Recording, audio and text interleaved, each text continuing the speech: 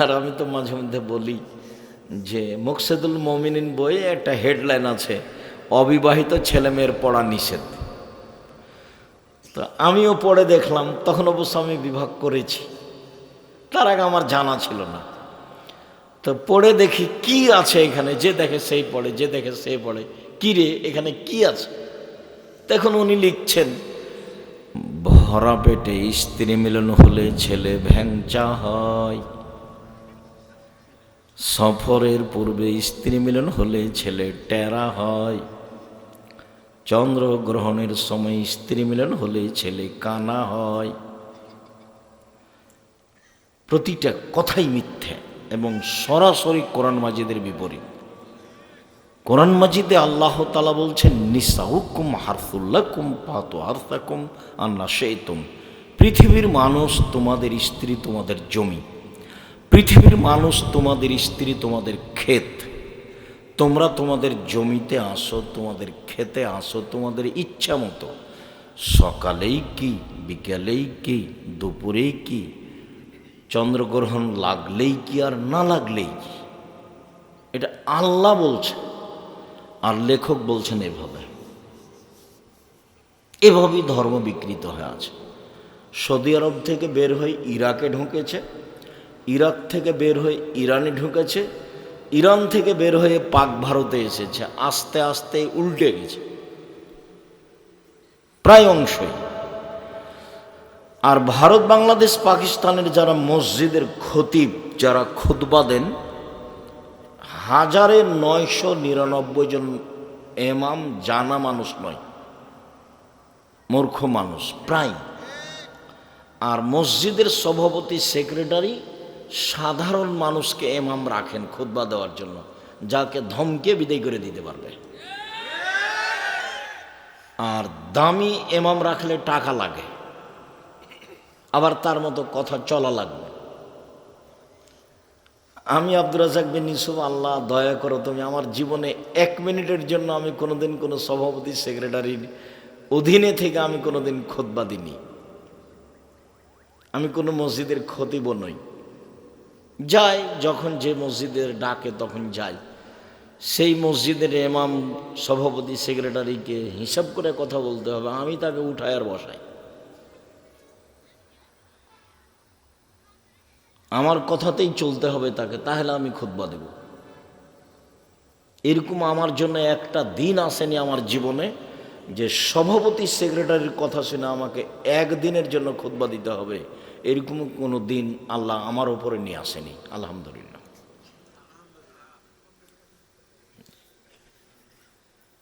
যার কারণে জাতির কাছে মাথা নত করে কথা বলতে হবে, এরকম কোনো পরিবেশ আমার কাছে ঘটেনি। সম্মানিত দিনী ভাই বোন, সদাচরণ এক অবাক ইবাদত। সদাচরণ একটা ইবাদত। ভালো কথা, ভালো কর্মের নাম সদাচরণ। ভালো কথা, ভালো কর্মের নাম সদাচরণ। সদাচরণ এক অবাক ইবাদত, মানে এরকম ইবাদত পৃথিবীতে নেই। কি সেটা? কিভাবে সেটা? যে আল্লাহর নবী বলছেন, ইন্না আসকালা শাইইন ইদাউ ফি মিজানিল মুমিনি ইয়াউমাল কিয়ামা খুলুকুন হাসান। মোমেন পুরুষ নারীর নেকির পাল্লায় সবচেয়ে যেটা ভারী নেকি রাখা হবে বিচারের মাঠে, সেইটা হলো সদাচরণের নেকি। ইবাদতের জগতে সবচেয়ে ব্যতিক্রম ইবাদত সলাত। মানে সলাতের মতো পৃথিবীতে ইবাদত নেই, এক ভিন্ন ইবাদত। মানে সলাত যদি থাকে সব ইবাদত আছে, যদি সলাত না থাকে তো কোনো ইবাদত নেই। আর সলাত মানুষের সাথে আপোষ করে না, হজ করে। কি আপোষ করে? হজ বলে এবছর করলে না, সামনে বছর করো, করলেই হলো, এই যে আপোষ। জাকাত, অথচ ফরজ বিধান, আপোষ করে মানুষের সাথে। কি? আচ্ছা 2 মাস আগে জাকাত দিয়ে দাও, সমস্যা নেই, 1 মাস পরে দাও, দাও, এই যে আপোষ। সিয়াম রোজা ফরজ বিধান। বলছে আমি অসুস্থ, বলে ঠিক আছে পরে করো, আমি সফরে আছি, আচ্ছা ঠিক আছে বাড়ি যাবা তখন করো, এই যে আপোষ। কিন্তু সলাৎ এমন একটা ইবাদত, সফরেই কি আর বাড়িতেই কি, আর পবিত্রই কি আর অপবিত্রই কি, আর পরনে কাপড় আছে না ল্যাংটা হয়ে আছে, কোনো আপোষ নেই। সময় হলে পড়তে হবে, চাঁপাই নবমের ভাষাতে তোকে তো পড়তে হবে, তোর বাপকে পড়তে হবে। মানে এ ব্যতিক্রম ইবাদত মানুষের সাথে আপোষ করে না, এর কোনো জরিমানা নেই। এসে বলেছে ইমাম সাহেব তোমার বাপ মারা গেল, কয়েকটা নামাজ কাজা হয়েছে 3 ওয়াক্ত, আচ্ছা 5 5 5 1,500 টাকা জরিমানা দাও, দিয়ে জানাজা পড়িয়ে দিল। সলাতের সাথে এটা সম্পর্ক রাখে না। উমরি কাজা চলে না, 20 বছর 30 বছর নামাজ পড়েনি, এখন বেশি বেশি করে পড়ে নেবে, এইরকম নোংরা নীতি সলাতের সাথে নেই। ওই একেবারেই ব্যতিক্রম ইবাদত, নগদ সলাত একবারে নগদ, ব্যতিক্রম ইবাদত, এত ভিন্ন ধরনের দামি ইবাদত, ব্যতিক্রম ইবাদত, বিরল ইবাদত। এরপরেও নেকির পাল্লাই যত ভারী, সদাচরণের নেকি তার চেয়ে 1,00,000 গুণ বেশি ভারী। সদাচরণ কি জিনিস? ইবাদতের জগতে সবচেয়ে দামি ইবাদত সিয়াম রোজা, এর বিনিময় হলো জান্নাত, কোনো নেকি টিকি নেই, বাস জান্নাত। অবশ্যই বৃহস্পতিবার সোমবার আপনারা সিয়াম থাকেন। এই ছেলে কথা বলছে, তুমি শুনতে পাও না? আমি শুনতে পাচ্ছি। এখানে যাও বসো, যদি জায়গা থাকে তাহলে বসো, যদি না থাকে সেটা ভিন্ন কথা। দাঁড়িয়ে আছো কেন ভাইজান? আপনারা দাঁড়িয়ে আছেন কেন? বসেন, কিছুক্ষণ একটু কষ্ট হলেও বসেন। আমি তো আর আব্দুল্লাহ বিন ফজল নেই, আপনাকে তো আমি সারা রাত বক্তব্য শোনাতে পারবো না। 1 ঘন্টা 40 মিনিট আপনি একটু কষ্ট করে বসেন, আমি আপনার জন্য এসেছি। মানে আমি চলন্ত বক্তা, এখানে আর এক জায়গায় যাব, কত টাকা দিলেন আপনি দেখব, তারপর আপনি ডায়েরি মেনটেন করব, এইসব তো আমার কাছে ঘটেনি কোনো দিন। আমি আপনার জন্য এসেছি, আপনি ভদ্রতা বজায় রেখে বসেন, আপনার কিছু না কিছু উপকার করবই করবো ইনশাআল্লাহ, যেহেতু আমি আপনার জন্যই এসেছি। সম্মানিত দিনী ভাই বোন, আর তোমরা ছেলেরা যারা দায়িত্ব পালন করছো, কিবা দায়িত্ব পালন করছো, দেখো তোমরা এদিক ওদিকে দেখো, কেউ কথা বলতে পাবে না। দয়া করে আপনি আপনার প্রয়োজন মিটায়েন না। এখন আমি এটা শুনতে চাই না আপনার প্রয়োজন, ভালো মন্দ মোবাইলে কথা বলা, কোনোটাই আমি শুনতে চাই না। আপনি সব কিছু বন্ধ করে অপেক্ষা করুন অল্প সময়। সবচেয়ে দামি ইবাদত সিয়াম রোজা। বৃহস্পতিবার সোমবারে সিয়াম থাকবেন কেন? এই 2 দিন মানুষের রিপোর্ট পাপ নাকি আল্লাহর কাছে পেশ করা হয়। তো আমাদের নবী চাইতেন আমার রিপোর্টটা দেখো, দেখো সিয়াম অবস্থায় দেখো, আমাদের নবী চাইতেন। তাহলে আমাদেরও কি চাওয়া উচিত? সিয়াম অবস্থায় আল্লাহ আমার রিপোর্ট দেখুক। অতএব বৃহস্পতিবার সোমবারে সিয়াম থাকা অভ্যাসই হতে হবে, হতে হবে। কেন থাকবেন না? কি করেন থাকবেন না? কি করেন? খালি হইচই, মারামারি আর ভোট আর নির্বাচন আর কি এগুলো, আর দোকানপাটে বসে এর বদনাম ওর বদনাম।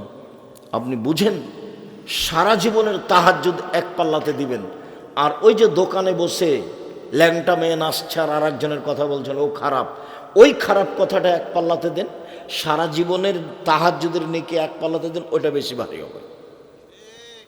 জীবনটাই 16 আনায় মিছা, মানে জাহান্নামে চলেই গেছে। মানুষের বদনাম করে, মানুষের গীবত করে, রাহাজানি করে, জমি জায়গা লুপ্তরাজ করে, ক্ষমতা দেখিয়ে, দাপট দেখিয়ে বেঁচে থেকে কি লাভ? শুধু ওই চাঁদা আদায় করে, প্রায় সব চাঁদাবাজ ধোকাবাজ শয়তান জাতির উপরে সে বোঝা। ভিক্ষা করে খাও, চাঁদাবাজি করো কেন? ভিক্ষে কেউ দিবে না? যাও বগুড়া ট্রেন স্টেশনে যাও, নাটোরের ট্রেন স্টেশনে যাও, ভিক্ষা দেবে মানুষে। চাঁদাবাজি করো কেন? চাঁদাবাজি করো কেন? রাস্তাটা ঢেকে তোমাকে টাকা আদায় করতে হবে কেন? মানুষ একটা বিবাহ করলে নাকি চাঁদা দিয়ে বিবাহ করতে হবে, অবাক কথা নাই? বলে সরকার শক্ত নয়, সেই জন্য। সরকারের সাথে সাথে তোমার কি দরকার? তোমার বাপ তোমাকে জন্ম দিয়েছে কেন শয়তান? মানুষের সাথে দিন রাত শয়তানি করো, চাঁদাবাজি করো, এটা ভিক্ষা করে খাও। ভিক্ষা দেয় না কেউ তোমাকে? তোমার বাপ বেটা ভিক্ষা করে খাও। ভিক্ষা করে খাওয়া কেন? মানুষের বাড়িতে কাজ করো। আরে মানুষের বাড়িতে কাজ করবে কেন? ব্যবসা করে খাও। দিন রাত বলছি ব্যবসা করে খাও। শয়তানি করার জায়গা পাও না? মানুষের জমি জোর করে দাও, দখল করো, চাঁদাবাজি করো, রাস্তাঘাট মানুষের ঘেরো। কেন করবো এটা? জাতির জন্য বোঝা কেন তুমি? তোমাকে দেখলে মনে হয় যে তুমি একটা পশু, তুমি ইতর শ্রেণীর মানুষ, তুমি কুকুর শ্রীগাল, তুমি গরু ছাগল। এ কথা আল্লাহ বলছেন। বুঝেও বুঝে না ওরা, অন্তর আছে বুঝে না, দেখেও দেখে না ওরা, চক্ষু আছে দেখে না, শোনেও শোনে না ওরা, কান আছে শোনে না। উলায়েকা কালা আনাম, তারা পশু প্রাণীর মতো, তারা গরু ছাগলের মতো, তারা কুকুর শ্রীগের মতো। বালু মাজাল বরং তার চেয়ে খারাপ, কুকুর শ্রীগের মতো, পশু প্রাণীর মতো। চাঁদাবাজি করো কেন? একটা মানুষ এখানে বাড়ি দিবে, তুমি টাকা চাও, ও টাকা চাই। টাকা কি ও তোমার জন্য উপার্জন করেছে? ভিক্ষুক, ধোঁকাবাজ, শয়তান। চাঁদাবাজি করো কেন? তোমার বাপ তোমাকে জন্ম দিয়েছে কেন? শিক্ষা দেয়নি কেন? তুমি জাতির জন্য বোঝা কেন? তোমার বাপ মা কি তোমাকে শিখিয়েছে? গরু ছাগল করে মানুষ করেছে। ভুল হিসাব তোমার কিসের? তুমি কে বলেছে পড়াশোনা করেছ?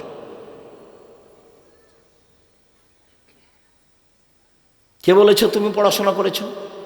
তোমার বাপ মিথ্যা কথা বলেছে যে আমার ছেলে গোল্ডেন পেয়েছে, আমার ছেলের মেধা ভালো হলো। ফালতু কথা হলো।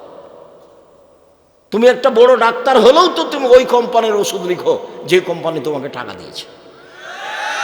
তুমি তো পশুর চেয়ে খারাপ, তুমি হায়ানার চেয়ে খারাপ।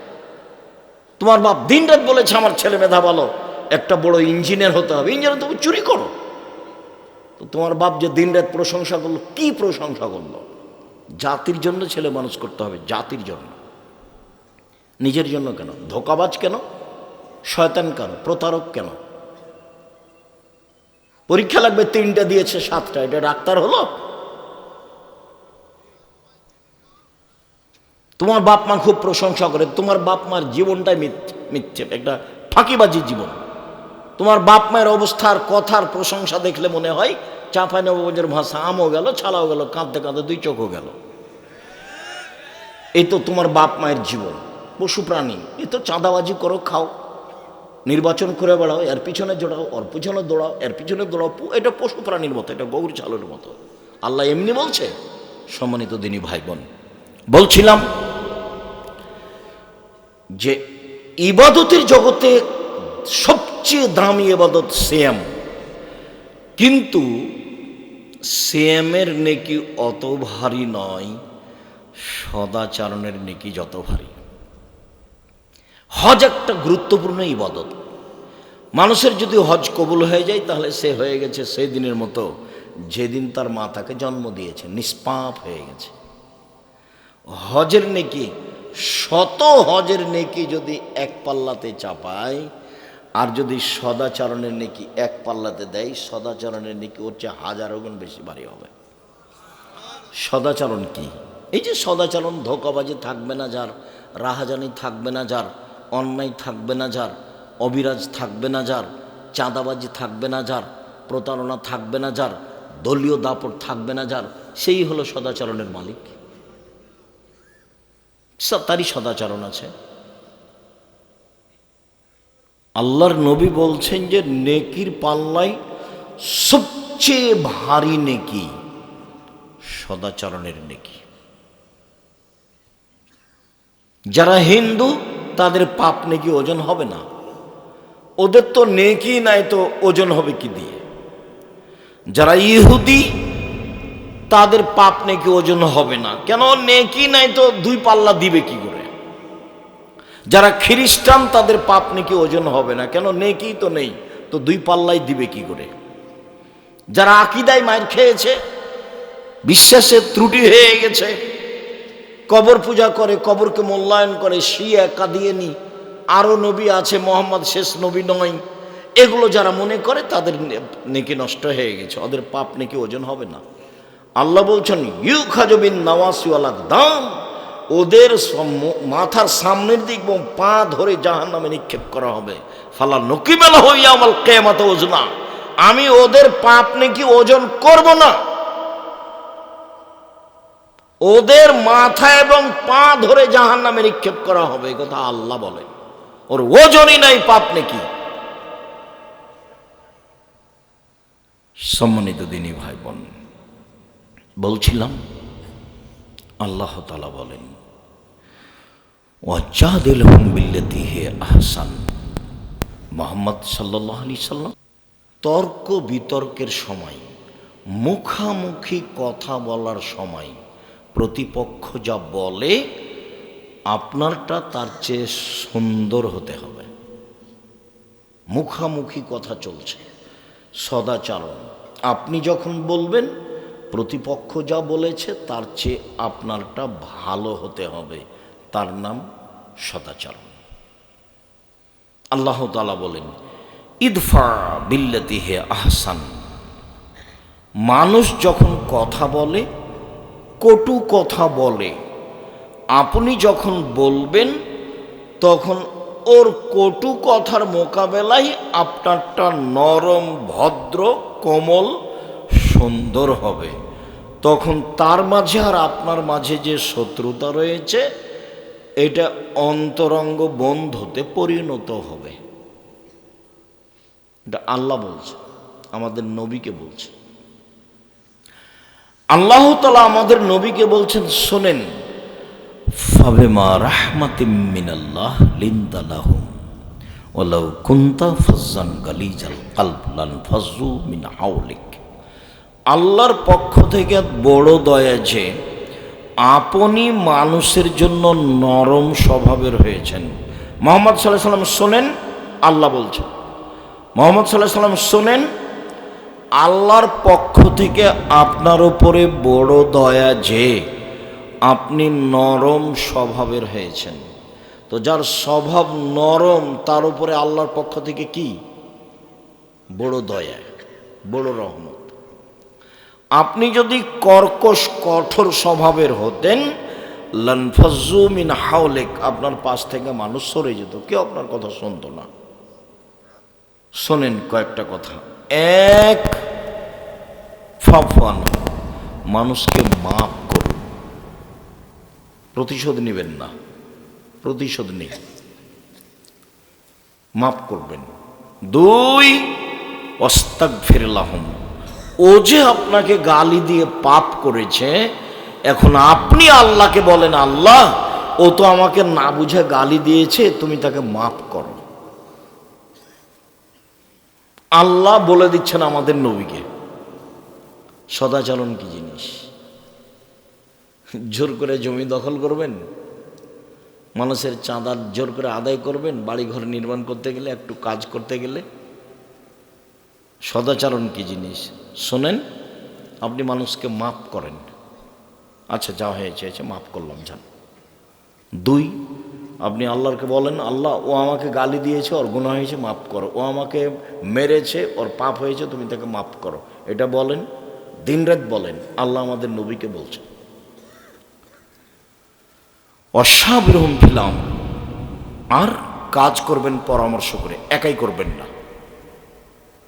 তারপরে ফাইজা আযামতা ফাতাওয়াক্কাল আলাল্লাহ, যখন কোনো কাজের সিদ্ধান্ত নেবেন তখন বলবেন আল্লাহ ভরসা। যে কোনো কাজ আল্লাহ ভরসা।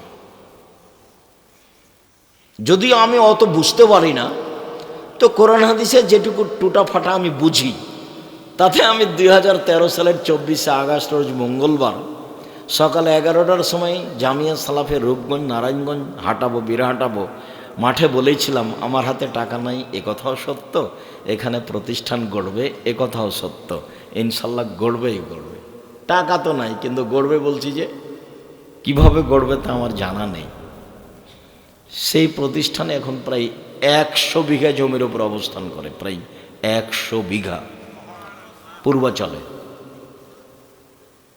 আর 2016 সালের 17 ফেব্রুয়ারি রোজ বুধবার বিকাল 4টা বলেছিলাম জামিয়া সালাফের ডাঙ্গিপাড়া পবা রাজশাহী আমচত্বর নদাপাড়ার পাশে সেই প্রতিষ্ঠানে এখন প্রায় 50 বিঘা জমির ওপরে মেয়েদের যেটা নির্মাণ হচ্ছে তানোরে, সেটা প্রায় 60 থেকে 70 বিঘা জমির ওপরে। 5000 ছেলে মেয়ে পড়াশোনা করে 2 প্রতিষ্ঠানে, 300 জন শিক্ষক শিক্ষিকা আছে, প্রতি মাসে 40 লক্ষ টাকা বেতন লাগে, 519 জন ইয়েতিম আছে। এসবগুলো টাকা পয়সা কে দেয়? দস্তানাবাদের লোক দেয়। কি বলেন আব্দুল রাজ্জাক সাহেব? একদিন 10 টাকা দিনই দিয়েছেন কি না তা আমি জানি না, তবে চলছে তা আমি জানি, প্রতিষ্ঠান চলছে। জামিয়া সালাফিয়া কোনো বিত্তশালী দিয়ে চলে না, জামিয়া সালাফিয়া কোনো বৈদেশিক সংস্থা দিয়ে চলে না, জামিয়া সালাফিয়া সরকারের কাছে কোনো অনুদান চায় না, জামিয়া সালাফিয়া রশিদ বহি বাহিরে ব্যবহার হয় না, জামিয়া সালাফি কিভাবে চলে তা শিক্ষকের জানা নেই, জামিয়া সালাফি কিভাবে চলে তা ছাত্রর জানা নেই, জামিয়া সালাফি কিভাবে চলে তা নেবরাসের কমিটির সদস্যরা জানে না, জামিয়া সালাফি কিভাবে চলে আমি নিজেও ভালো করে বুঝি না, তবে আমি দেখতে পাচ্ছি চলছে, আলহামদুলিল্লাহ। কোনো বড় বিত্তশালী দিয়ে চলে এটা আমি দেখি না। দস্তানাবাদের লোক না থাকে, আশেপাশে আছে, কেউ না কেউ আছে, চলছে তো। এতগুলো এতিম, 519 জন খালি এতিম অসহায় আছে। আর এমনি তো 15 দিনের জন্য, 20 দিনের জন্য 25, 30, 40 জন যাচ্ছে ওই আদাওয়াল আল্লাহর মসজিদের ইমামের প্রশিক্ষণ। যায় ফিরি, আসে ফিরি, থাকে ফিরি, খায় ফিরি, বই পুস্তক ফিরি। প্রতি 15 দিন সমান 25 জন, 30 জন, 40 জন, 20 জন, 25 জন, 30 জন, 40 জন। আর এই কয়দিন সামনে শনিবার থেকে মনে হয় 150 জন প্রশিক্ষণে আসছে, 150 জন। থাকবে ফিরি, খাবে ফিরি, বই পুস্তক ফিরি। 700 মক্তব চলে এখন, 700। আবদুল্লাহর একটা দাবি, ইনশাল্লাহ আব্বু একবারে তেঁতুলিয়া থেকে টেকনাফ পর্যন্ত মক্তব চালু করবো ইনশাআল্লাহ। সম্মানিত দিনী ভাই বোন, আল্লাহ বলছেন যে যখন কোনো কাজের সিদ্ধান্ত নেবেন ফাতাওয়াক্কাল আলাল্লাহ, আল্লাহর উপরে ভরসা করেন। কেন? আল্লাহর উপরে ভরসা করে যে আল্লাহ তাকে ভালোবাসেন। আমরা তো কাজ করি আমাদের মতো করি, চলে যাই। ওই যে ওখানে বাড়ি ঘর করছে, ওকে খানিক ধমক দিয়ে আসে, বাড়ি টাকা দেয় না তো তোকে বাড়ি করতে দেবো না। এই তো টাকা ইনকাম হয়ে গেল। এটার চেয়ে ভিক্ষে করে খেলে শান্তি পাওয়া যাবে। আর কারোর পিছে যায় না, কে সিগারেট দিল, কে একটা বিড়ি দিল, পিছে পিছে দৌড়িয়ে বেড়াচ্ছ। মুখের চরিত্র ফুলের মতো পবিত্র, এসব নোংরা নীতিতে যায় না। আমার সহজ কথা মনে রাখবা, 5 ওয়াক্ত সালাত, হালাল রুজি, কোরআন তেলাওয়াত, আড্ডা পিটা হারাম, বাস জান্নাত হবে ইনশাআল্লাহ। আড্ডা পিটা 2 ধরনের, দোকানের সামনে বসে ঘন্টার ঘন্টা ল্যাংটা মেয়ে দেখা আর মানুষের বদনাম করা, এটা হলো এক আড্ডা পিটা। আর একটা আড্ডা পিটা হলো বড় মোবাইলে ল্যাংটা মেয়ে দেখে ঘন্টার ঘন্টা সময় কাটানো। ওই ঘরে তোমার মা দেখে, এই ঘরে তোমার বাপ দেখে, ওই ঘরে তুমি দেখো, আর এই ঘরে তোমার বোন দেখে। সময় ল্যাংটা মেয়ে দেখাতে ব্যস্ত, একবারে গোটা বাড়িটা হচ্ছে জেনার বন্যায়, জেনাই শৈলাব। আল্লাহ রসুল বলছেন 2 চোখের জেনা হচ্ছে চোখ দিয়ে দেখা, অলজনানের জেনা হল ইস্তেমা। 2 কানের জেনা হচ্ছে কান দিয়ে শোনা। অলেয়াদ জেনা হল বাদশ, হাতের জেনা হচ্ছে হাত দিয়ে ধরা। আর রিজল জেনা হাল মাসি, পায়ের জেনা হচ্ছে পা দিয়ে চলা। জেনাল কালব তাতামান্না তাস্তাহি, অন্তরের জেনা হচ্ছে পরিকল্পনা করা। এগুলো সব জেনা। তোমার হাতেও বড় মোবাইল, তোমার বোনের হাতেও বড় মোবাইল, তোমার মার হাতেও বড় মোবাইল, তোমার বাপের হাতেও বড় মোবাইল। রাসূল সাল্লাল্লাহু আলাইহি ওয়াসাল্লাম বলছেন, পৃথিবীর মানুষ, আমি আশঙ্কা করে গেলাম আমার জাতির উপরে, আমার উম্মতের উপরে, আমার উম্মত গোপন পাপে লিপ্ত হবে, এটা আমার ভয়। পৃথিবীর মানুষ শুনে রেখো, আমার উম্মত গোপন পাপে লিপ্ত হবে, এইটা আমার ভয়। আমার উম্মত দরিদ্র হয়ে যাবে, এই ভয় আমি করিনি। এতাফাসাদনা তাফাসাদাল হেমারে, গাধা যেমন গাধীর সাথে মিলে লজ্জা বুঝে না, ষাঁড় যেমন গাভীর সাথে মিলে লজ্জা বুঝে না, মানুষ তেমন খোলা মাঠে জেনা করবে, লজ্জা বুঝবে না। তাহারা জোনা তাহারও জাল হেমারে, গাধা যেমন গাধীর সাথে মিলে লজ্জা জানে না, ষাঁড় যেমন গাভীর সাথে মিলে লজ্জা বোঝে না, মানুষ তেমন খোলা মাঠে জেনা করবে লজ্জা বুঝবে না। এ কথা মুহাম্মদ সাল্লাল্লাহু আলাইহি ওয়াসাল্লাম বলেন। সে সময় দেখা যাচ্ছে একসরাল হারাজ, মারামারি বেড়ে যাবে, কেউ কাউকে মানবে না, কেউ কাউকে মানবে না। সম্মানিত দিনী ভাই বোন, মহান আল্লাহ বলেন, الذين ينفقون في السراء والضراء والكاظمين الغيظ والعافين عن الناس। জান্নাতি ওরা যারা সচ্ছল অবস্থায় দান করলো, অসচ্ছল অবস্থায় দান করলো। সচ্ছল 10,000 টাকা করলো, অসচ্ছল 10 টাকা করলো, দান করতেই হবে। আল্লাহ আদেশ করেছেন, নবী আদেশ করেছেন। তখন সাহাবীগণ বলছেন যে না পারলে কি করবে? তো আল্লাহ রাসূল বলছেন না পারলে মানুষের বাড়িতে কাজ করবে, কাজ করে যা পেয়েছে সারাদিনে কিছু খাবে আর কিছু দান করবে। যখন আল্লাহ রাসূল বলছেন সবাইকে দান করতে হবে, তো সাহাবীরা তখন দেখলেন যে পথ তো কঠিন হয়ে গেল। আরে টাকাই নাই দান করব মানে, দিনই চলে না, দান করব কি দিয়ে? তখন আল্লাহ রাসূল বলছেন কেন? মানুষের বাড়িতে কাজ করবে, মানুষের বাড়িতে কাজ করে যা পেয়েছে সেখান থেকে কিছু দান করবে, কিছু খাবে। তখন সাহাবীগণ বলছেন যদি মানুষের বাড়িতে কাজ করতে না পারে তাহলে কি করবে? তখন আল্লাহ রাসূল বলছেন যে তাহলে অসহায় মানুষের সহযোগিতা করবে। ভ্যানটা ঠেকে আছে, একটু ঠেলে দিবে। এক গিলাস পানি চাইলো লোকটা, তো 1 গিলাস পানি দিবে, মানুষের সুবিধা করে দিবে। তখন সাহাবীগণ বলছেন যে এটা যদি না পারে তাহলে কি করবে? মানে সাহাবীগণ নিচে নামতে লাগলেন। হাদিস বুখারী মুসলিম। তখন আল্লাহ রাসূল বলছেন শোনো, তাহলে ইয়ামসাক নাফসানি শাররে ফানাল সাদকা, নিজেকে পাপ থেকে ঠেকে রাখবে, এটাই হলো দান। যাও আমি তোমাদের জন্য পথ সহজ করে দিলাম। নিজেকে কি থেকে ঠেকে রাখবে? পাপ থেকে ঠেকে রাখবে, এটাই দান। যাও যাও, যখন কিছুই নাই বলছো। হাদিস বুখারী মুসলিম। এইভাবে আল্লাহ রাসূল কথা বললেন। সম্মানিত দিনী ভাই বোন, 2 আল কাযিমিনাল গায়জ, রাগ দমন করতে হবে। রাগ দিয়ে কোনো কাজ নিতে হবে না। মামলা নেই, বিচার নেই, প্রতিশোধ নেই, প্রতিবাদ নেই। দিনের স্বার্থ ছাড়া কোনো কাজে মামলা, মোকদ্দমা, প্রতিশোধ, প্রতিবাদ কিছু নেই, সব বাতিল। ক্ষমতা দেখাবেন না, দাপট দেখাবেন না, নির্বাচনের নেতৃত্ব দিয়ে ক্ষমতা দেখাবেন না। ক্ষমতার নাম 45 মিনিট, ক্ষমতার নাম 45 মিনিট, ক্ষমতার নাম 2-3 মিনিট। ফেরাউন ডুবলো, ডুবলো, গেছে, যা নাই ফেরাউন। ক্ষমতার নাম ½ মিনিট, আধ সামুদ নেই, বাস শেষ। এই যে বিদ্যুৎ চমকিল, বৃষ্টি আসছে, নেই, আধ সামুদ। পৃথিবীতে সবচেয়ে ক্ষমতাধর আল্লাহ বলছেন লাম ইউখলাক মিসলুহা ফিল বিলাদ ওয়া সামুদাল্লাযিনা জাবুস সাখরা বিল ওয়াদ। পৃথিবীতে আমি অত শক্তিশালী জাতি কখনো সৃষ্টি করিনি, কিয়ামত পর্যন্ত করব না। ওরা আদ সামুদ, ওদের ধ্বংস করে দিয়েছে আমি সেকেন্ডের মধ্যে। তারা আমার কেউ বিচার করতে পারেনি, ওয়ালা ইয়াখাবুবা, তারা কেউ আমার বিচার করতে পারেনি। পৃথিবীতে যে আল্লাহ দাবি করেছে ফেরাউন, দীর্ঘ সময় ধরে আল্লাহ দাবি করার পরে আমি তাকে 2-1 মিনিট ডুবিয়ে দিয়েছে, এই যে গেল, এই নেই।